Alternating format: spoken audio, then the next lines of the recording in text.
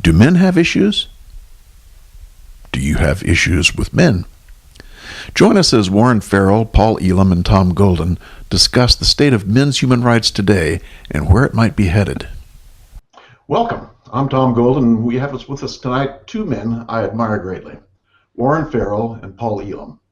Warren's the author of The Myth of Male Power, a book that, in my opinion, acted like the Lewis and Clark of men's issues. Warren was mapping out and surveying these issues long before most of us even had a funny feeling that something was wrong. Welcome, Warren. Thank you. It's always a pleasure to be with you, Tom. You have the personality of someone who can be really facilitative. Well, we'll see how it goes. And we also have Paul Elam, the creator of AVoiceForMen.com. AVoiceForMen.com is now the most influential and highly trafficked men's issues site on the internet. It measures its visits in the millions. It's also pulling together men's human rights advocates from all over the world. Welcome, Paul. Glad to be here, Tom. Thank you for having me. Indeed. I'm glad to have you both here. And the issue we're going to talk about tonight is what is the present state of men's issues and where will we go in the future? Warren, can you start us out? Yeah, I think the present state is more optimistic than it's ever been in any part of my lifetime. Because I think the internet is allowing people like yourself, Paul, to be able to spread a message that has never been able to be spread before. The internet is to men what a telephone is to women. We're more comfortable with it, like women tend to be more comfortable with the telephone. Men were not comfortable going through psychology sections of bookstores, the brick and mortar sections, and brick and mortar bookstores, and sort of seeking out books on men or books in psychology even, whereas they're much more comfortable sort of hearing something like this tape that we're doing on YouTube and then switching over and ordering a book and learning something that way. On campuses, I had an interesting experience recently that Tom knows about. I was up at the University of Toronto and spoke there, and there was a huge protest. Now, a number of mainstream media happened to be there to cover my presentation, but none of them covered the protest. So in the old days, that would have meant that the protest was not covered. But there had been two documentary filmmakers there covering the protest, and their videos of that got 1/3 hits on YouTube in the last 6 months. And so people are now talking about a men's movement in Canada, whereas before that would have been totally invisible.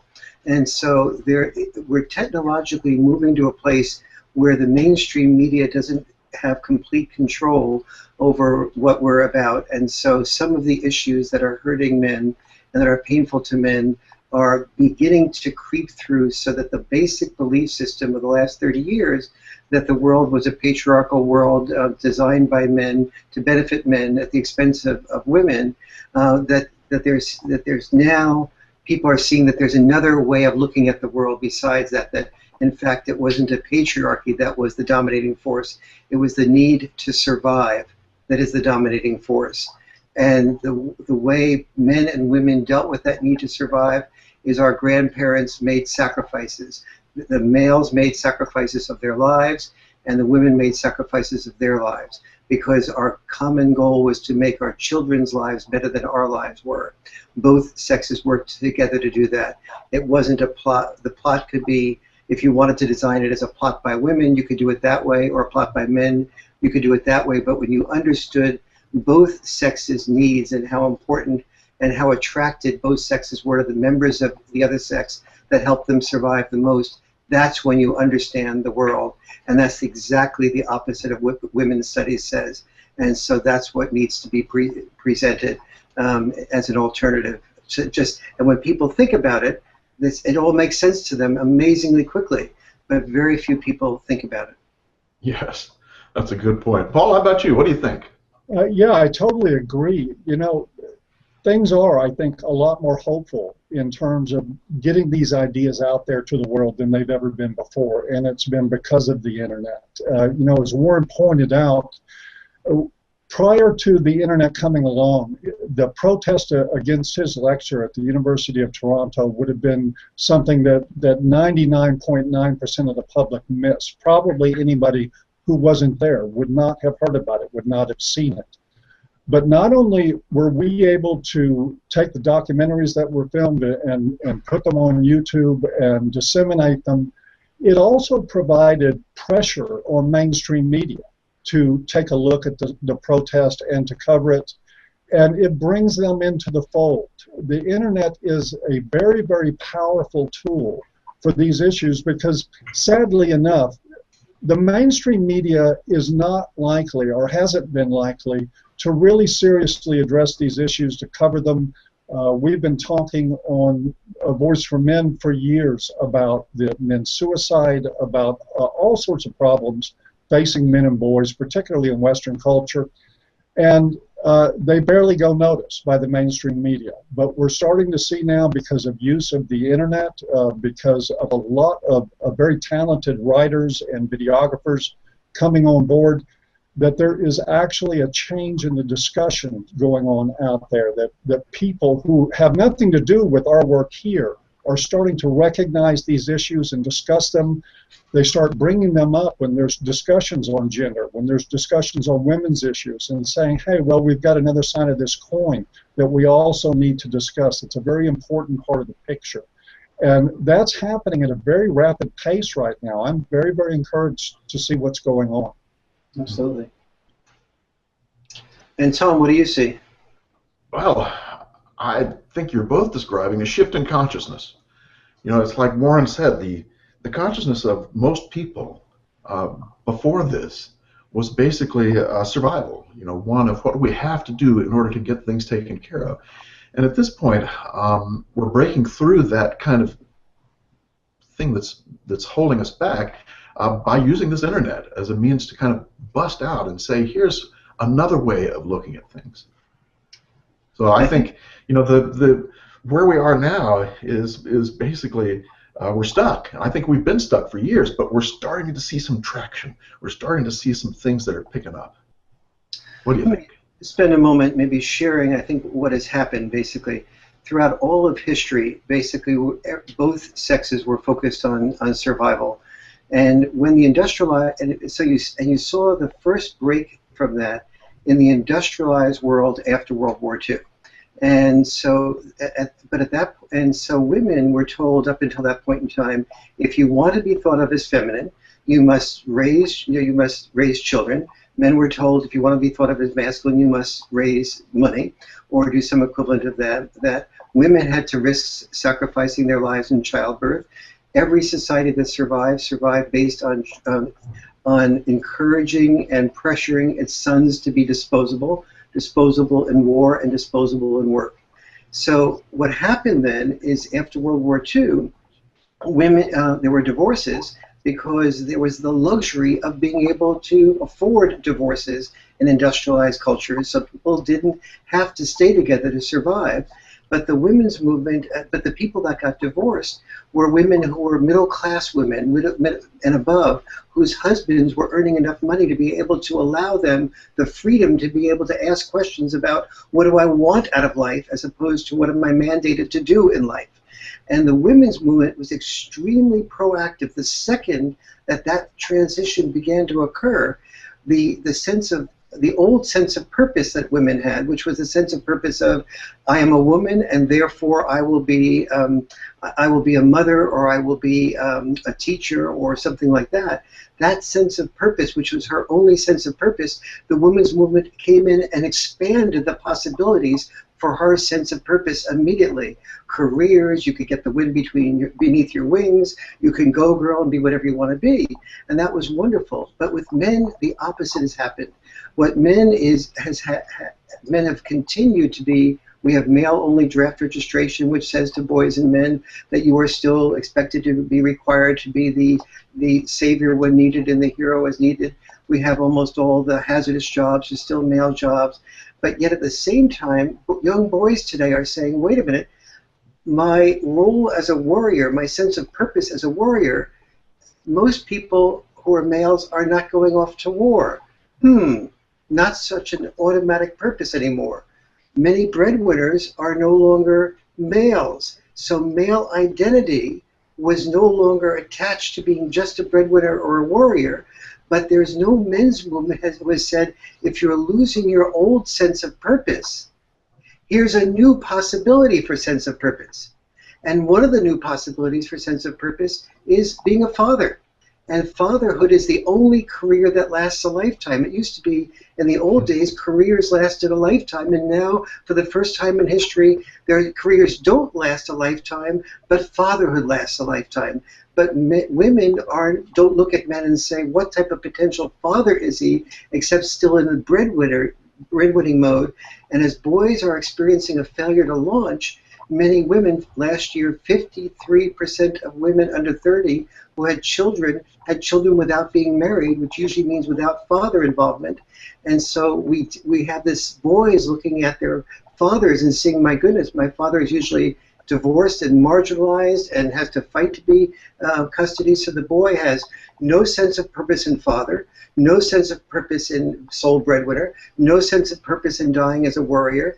And so the good news is a greater freedom from disposability as purpose. The bad news is that nobody has come in to fill the purpose void. And so, but instead, feminism has said, you men, you had a sense of purpose. It was dominating women. It was controlling women. And so that has not changed as part of women's studies. So when our children go off to college or university and they hope to find love, they're finding love oftentimes in the context of men being the enemy rather than men being a part of the love process.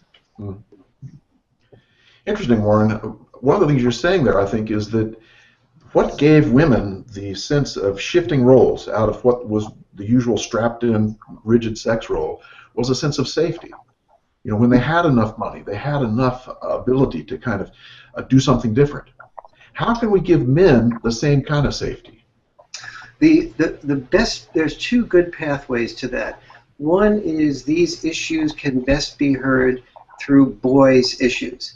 When I speak on men's issues, I'm getting women struggling to hear me. Compassionate, caring, intelligent women, like they're working to hear me. As soon as I mention these issues in the context of their son's fear of asking a girl out, their son's fear of entering, of jobs being more female-oriented in the future than male-oriented, and their son not having a job, their son's being addicted to video games, the son's being addicted to video porn, their son's being more likely to be ADHD, but yet there's no recess in physical education in the school systems. When I mention these things in the context of sons, women are leaning forward in their chairs. They can't hear enough, because when men spoke up, we appeared to women like we were whining. No, women are biologically prepared to fall in love with alpha males, not whining males. And so, but yet so women have an instinct to be protected. They don't want whining males who don't appear to be protectors. But when we talk about women's sons, suddenly we're working through women's instinct to protect her children, including her sons, and women's body, mind, spirit opens up to hear what she needs to hear to protect her sons. And through that, she begins to realize, oh, wow, did you go through that, honey? My husband, you're a man. And the man then feels, when asked, able to say, yes, I identify with that. Yeah, and one of the things that strikes me as you're saying that is that the safety for men these days is literally in the internet. I think there are thousands and maybe tens of thousands, maybe more men on the internet at Paul's site who are starting to feel a certain safety. They're starting to feel like a Voice for Men is a place for them where they're safe to talk about having been ripped up by our culture. And so in some ways, we're giving men the same kind of safety by giving them the internet, giving them a website where they can speak their truth. Paul, I think that's a very important, Tom. I certainly agree that there is a huge part of where we need to go in this movement with addressing things in terms of the issues of boys. That's our future, and they are facing a lot of uncertainty right now and a lot of problems that are being under-addressed or outright ignored in many cases. But we also have a population of men who have already been disaffected and disenfranchised, men who have been ripped to shreds in our family courts, who have had their relationship with their children eviscerated, where they have been financially raped, for lack of a better word, where they have been marginalized in education and growing in the workplace. And there is a lot of all of these problems, combined with the fact that men, generally speaking, are somewhat confused about their place in the world. They've had 50 years of messages that masculinity is inherently evil. And sorting out their identity and where they fit, how they connect to women, how they connect to each other, the whole gambit of questions is one series of question marks after another for men of all ages in this culture right now. And what we're finding as we tap into this with these men from anywhere from 18 up to my age, which is not something I'm going to quote here, we find men that are angry. And that is a very touchy subject in terms of where the men's movement is going, but it's an important one. Anger is the healthy, normal result of being marginalized and of injustice. And there are a lot of men out there that feel very strongly and very passionately that there is no voice for them, that their stories of what has happened to them with false allegations, with being accused of child molestation simply to get the upper hand in a divorce, that all this stuff does not matter to our culture, that nobody cares. The courts tell them to shut up. Men tell them to shut up and quit whining. It's not just women. And so I think part of the benefit of looking ahead to the future of this is that we have to create safe environments for men to express their pain. Because as we all know, that invisible pain turns into visible anger. And we need areas for men to be able to talk about this and to find a source of healing and support for it in a culture that absolutely condescends to them for expressing their pain or for expressing their anger about this. And I think the internet is going to play a very vital role in the future of providing that environment of not telling men that their anger is inappropriate, that it's wrong, and helping them find appropriate ways, constructive and healthy ways, to express that anger and to reconnect to society with a new understanding of themselves and how they fit into the world. And that's how I envision the work we do at A Voice for Men, and why I think it's so important, because we have literally millions of men out there right now that have no voice at all, and they have an awful lot to say if people will listen. This is really important, and I think that that one of the ways I've started some 300 men's groups in my time, and I think one of the things, I don't know whether you're doing this or not, Paul, but I think one of the wonderful internet possibilities is that there's two types of possibilities that I see immediately in terms of connection.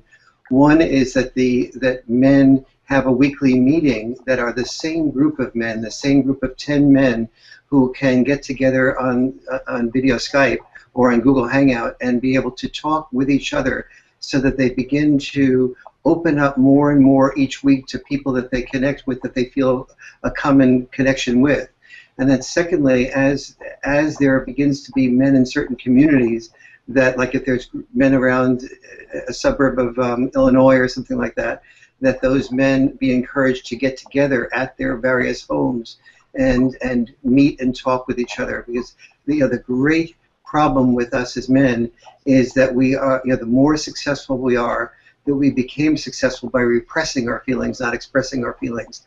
And so the less successful men are oftentimes able to open up to some degree, but still not very much. But the more successful men tend to be enormously repressed. And so there's a great deal of need for almost every class of man to have connection with other men. That's not talking about sports. That's not talking about politics. That's not talking about women, but that's talking about how they're hurting, what their fears are, what their feelings are, and then that will help to bring men into their heart space in a way that women did in addition to their political space years ago. Excellent. I couldn't agree more. One of the things that strikes me about what both Warren and Paul are saying now is the idea of the shed movement in Australia. Are you both familiar with that? No, I'm not. And I'm going to Australia in a couple of weeks, so tell me. Oh my gosh. You know, in 1999, I toured Australia giving workshops on men and emotions. And every place I went to 5 cities, every place I went, the women would say the same thing. You know, they'd talk about men's sheds. And the men's shed was someplace where he went to do his thing. And I'd ask him, I'd say, you know, well, do you go into the shed? Oh, no, we'd never go in the shed. It was like they had this deep respect for this man's space.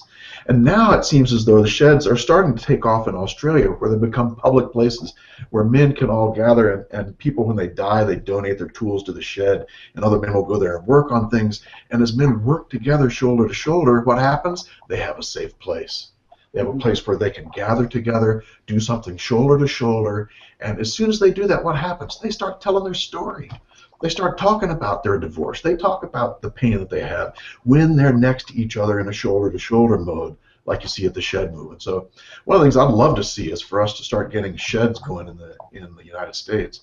But I'll share with you this. I think this would be a really great thing and what you're pointing to, Tom, that is so important is this connection between men being able to speak more easily when we're doing things. Yes. And we see this both in sports and recess and so on, that we tend to start from the doing place and then open up emotionally. Yes. I'll give you an example of, I think, the impact that this can have on a man's life. I started, back when I was on the board of now in New York City, I started a lot of these men's and women's groups. And one day I went to a Ms. Magazine celebration party for its 5th year, I think. And and I walked in there, and Gloria Steiner and I had this. We said we had promised each other that we would meet at the party and talk. So here I'm at the party, and Gloria and I make eye contact, but she has a number of people that are surrounding her.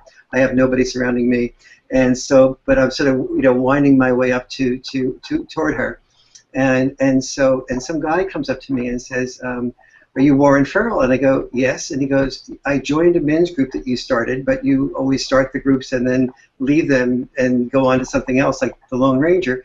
And so I said, "Oh, that's nice." And I'm sort of being a bit dismissive of him, if I can be self-critical here, because I was really focused on getting to make contact with Gloria. And so he then said, and I gave up my job and focused full-time on raising my son because I had previously, neglected a previous son that I had, and I really felt I made a mistake doing that. And so now he's got my attention. And I said, "Well, you're married?" And he goes, "Yes." He says, "Was your wife okay with this?" Because a lot of women are very supportive about their husbands being more involved with their children, but they're not very supportive about the husband taking off full-time, earning no money, and being involved with the children. And I said to him, "Were you earning a decent living before?" And he sort of gave me this sort of smile-ish, a quirkish type of yes smile. And I said, "Was your wife okay with this?" And he said there were 2 things that were crucial. One was the support of my wife, and the other one was the support of the men's group. And I said, "That's really phenomenal. Now I'm just forgetting about Gloria. I'm sitting down with him, and for the next hour he tells me about how meaningful his life has become since he's been raising his son, and how enormous value that's been, and has been the best decision he's ever made in his life, and how his soul opened up and his heart opened up, and he had a lot of issues with his own father, and that those seemed to be healing in a way that he had never healed before." And at that point in time, I had just returned from my first book tour and did a lot of TV stuff, and somebody came up to the table after about an hour and said, "Can I have your autograph?" And I look up to him and I say, "Yeah, sure, just 1 second." I excuse myself, and the guy who's asking for the autograph is looking at me very awkwardly, and I say, "Okay, something's what's happening here?" And he goes, "Well, actually, I do really want your autograph." What is your name? You're Warren. "Yes, I do want your autograph, but I really was actually asking for the other guy's autograph." And I go, just totally embarrassed. And so the guy gives him his autograph and says, well, what's your name? You must be fairly well known. And he goes, I'm John. And I go, I'm Warren. You know that, I guess. I say, well, John who? And he goes, John Lennon. And I go, oh, wait a minute. You're a singer. You're a singer, aren't you? And he goes, yes. I said, well, what's the organization? What's the group you sing with? Because I had not had a TV for most of the 20 years prior to this. And he goes, the Beatles. At which point in time, I knew what a faux pas I had made. But that's a great story. It was an amazing experience. But the important part of that experience was how here is a man who is one of the most powerful men in the world, telling us that the most important decision he'd ever made in his life was the decision to raise his son, and how that healed him, not his international fame and the fact that almost nobody in the world would not be able to recognize him except me. And so oh, that's hilarious. Oh. So did you ever get to meet Steiner?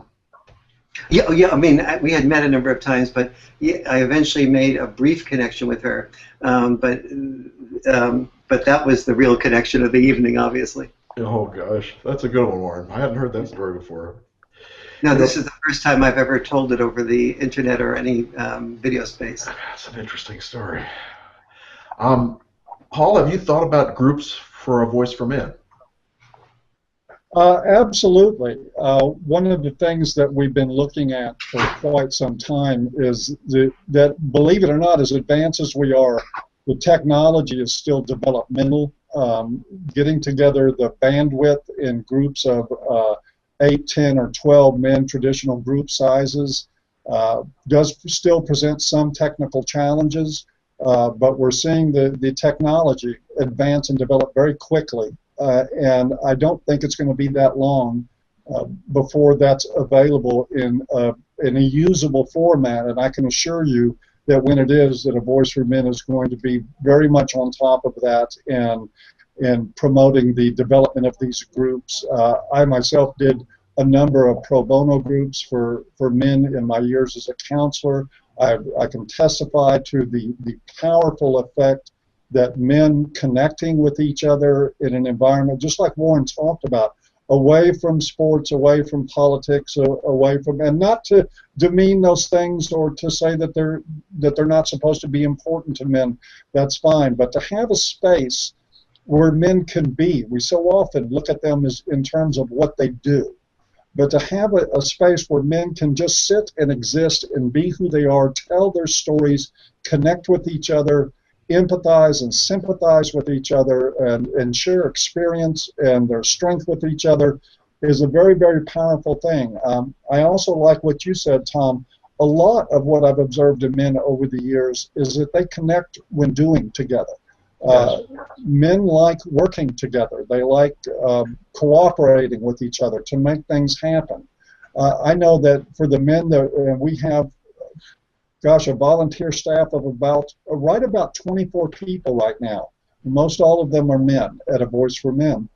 And just our work together daily, in and out, with running the site, editing, all the stuff that we have to do, provides us a milieu where we connect with each other and where we become apprised of each other's lives and the different things that we have to deal with. And I tell you, if it weren't for that, I don't know if I could do this work, because we have a lot of opposition to what we do. The world is still very, very skeptical of the idea of men expressing their pain, of expressing their frustration. There's a lot of condescension, there's a lot of attacking over it. But that connection that we form with each other in putting this work together gives us all strength to carry on. Yes. And while I'm talking about that, I would like to offer an invitation to Warren. You know, there are tens of thousands of men every day that come to avoiceformen.com that got into this pretty much like I did, walking around for years knowing that there was a problem and not being able to put their finger on it, not being able to articulate what was happening in their lives. And for me, just like for a lot of other men, that all changed the day I picked up one of your books. And And it is one of those sort of, we have moments in our lives where there's everything leading up to that moment, and then you mark time and everything after that. Mm-hmm. Reading The Myth of Male Power for me is one of those seminal moments in my life, where there's my life before that and my life after that. There are many, many men that come to the site that are that respect you so much. It would be wonderful if sometime you could write an article to them and talk about some of these issues and reach out to them, because I'm telling you, it would do a world of good for them. And I would just like to extend that invitation out to you to do that at your convenience. Invitation accepted, and let me go a step beyond that. Let's set up some webinars where the men can call in and we can have human contact with each other rather than just teacher to object. So there's a real connection, because I think the importance of connection is cannot be understated, especially when it comes to men. That would be outstanding, and I think that could be the start of something really great. Yeah. The one good thing that's also happening now is I've just prepared, it's the 20th anniversary of the Myth of Male Power, so I'm preparing a new introduction and putting out an ebook version for the first time of it, recognizing that a lot of men are very comfortable with ebooks and Kindle and other methods of carrying that are now available, and so that will be available hopefully in the next month or two as well. And so hopefully that will be another avenue. But I would love to present that on the site. I hope we can drive a lot of people your way, because I know there's still, we're reaching new people all the time. There's lots of men that have not read that book, and it's a life changer. So I'd like to do anything I can to get them pointed in that direction. Well, great.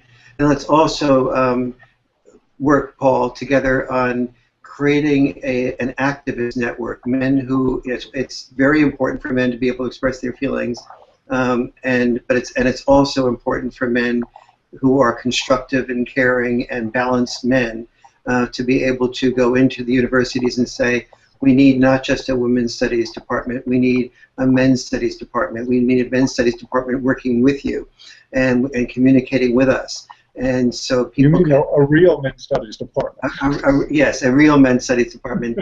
And for the people who don't know, we have to be careful of our what we know that the people listening don't.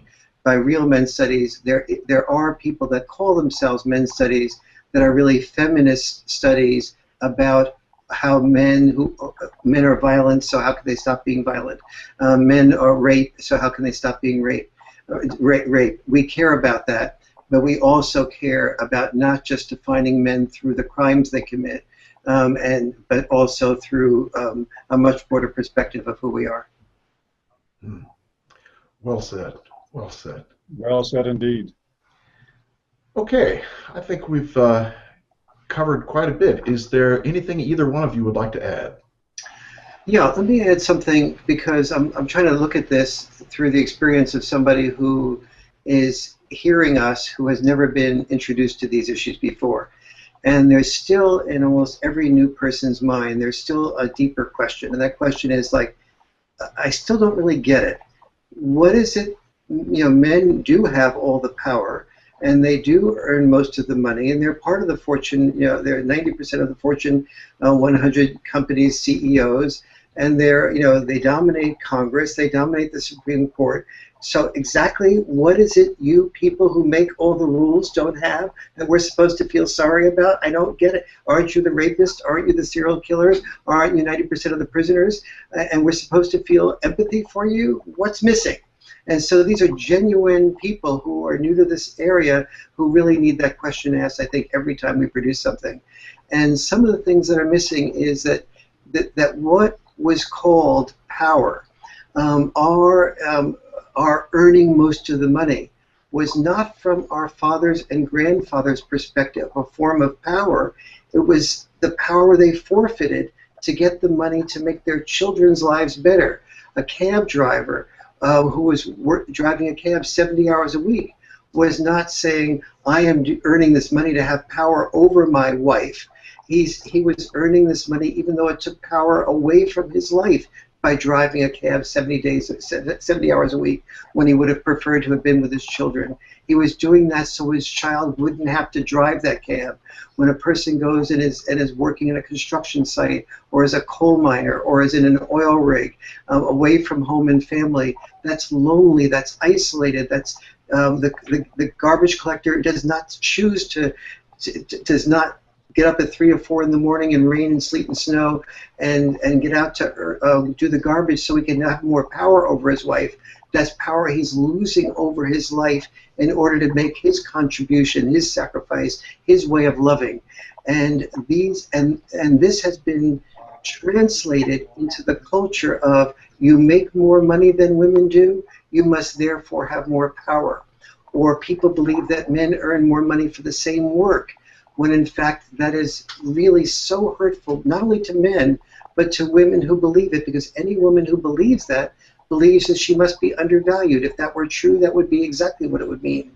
And people don't realize that when you have a male doctor, yes, male doctors earn more than female doctors. That does appear to be discrimination. But doctors mean everything from general practitioner to cardiologists. It's only when you compare 2 cardiologists to each other that males and females earn almost the same. But yet, males still earn more. Still seems like a little bit of discrimination. But in fact, when it's male cardiologists who have worked equal numbers of years, it gets closer. When it's male cardiologists who have worked equal numbers of years, who have both worked in private practice for equal numbers of hours each week, now we're talking about close to the very same amount. So we have taken statistics that have made the average man who works more hours per week, who works at more hazardous jobs, who is more willing to travel and relocate, who is more willing to make sacrifices because his sacrifices to earn money are part of what leads him to make his contribution to the family. We've ignored the fact that never married women and who have never had children actually have out-earned never married men who have never had children since the mid-70s. And so we have not had empathy for the fact that things like the pay gap that seem like a male system to oppress women were actually a definition of the greater amount of sacrifice outside the home that men did in order to get paid without regard for what it did for them personally. Yes, Warren, well said. I would add on to that today's world we see men as having the power because we only look at the 1% at the very top. Mm-hmm. We don't look at the 10 to 15% at the bottom. That's also almost all males. So you're only looking at one side. You're only seeing one half of the story. And I think that's a part of the problem that we've been through for the past 50 years is we're only hearing half the story. When you only hear half the story, you don't get the whole picture. Yes. And what A Voice for Man and what the myth of male power, all of those things are doing is they're starting to tell the other side of the story, Yes. which is just what needs to be told. Yes, and the other side of the glass. I couldn't agree more, glass. Tom. I think Warren described it very well. The most difficult nature of our work is in overcoming this huge variety of myths about power, about men and women, about our roles in society.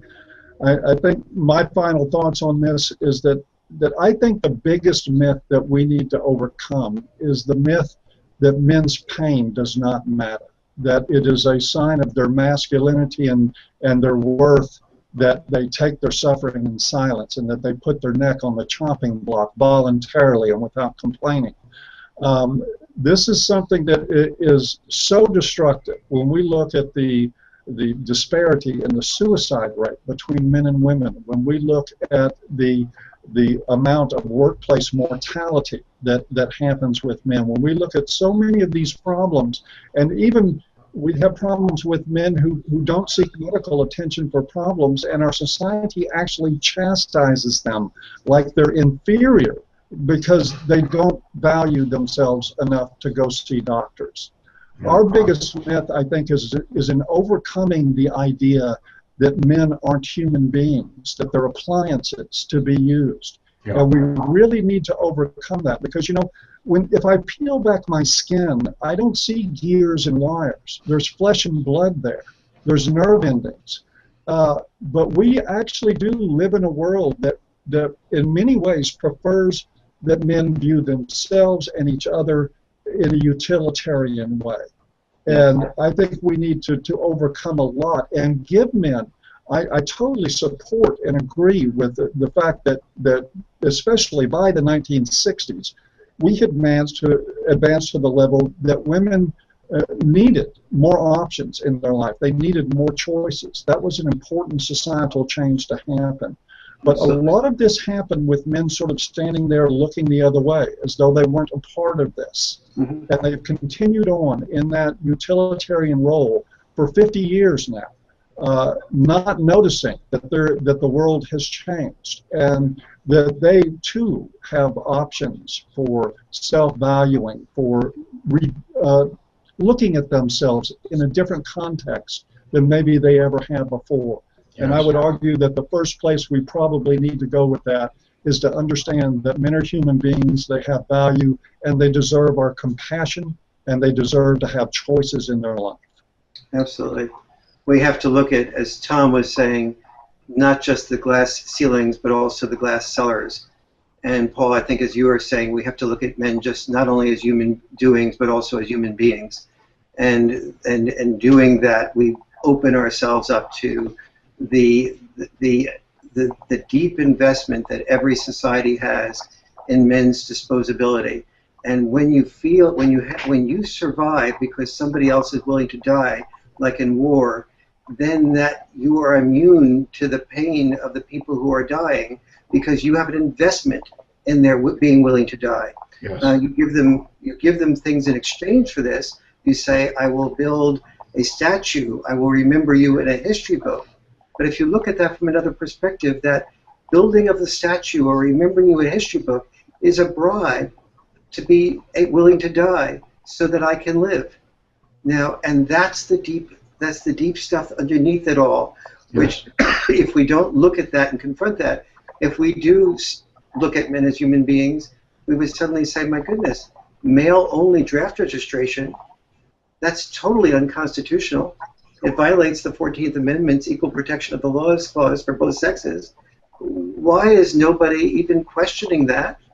Because at such a deep level, we don't question male disposability. And until we do that, nothing else will make very much sense. Yep. And maybe that's a good place to stop right there, Warren. Well said. And gentlemen, I've really enjoyed tonight's discussion, and I hope we can do this again sometime. Absolutely, Tom. I'd love to. Thank Paul, you both for being here.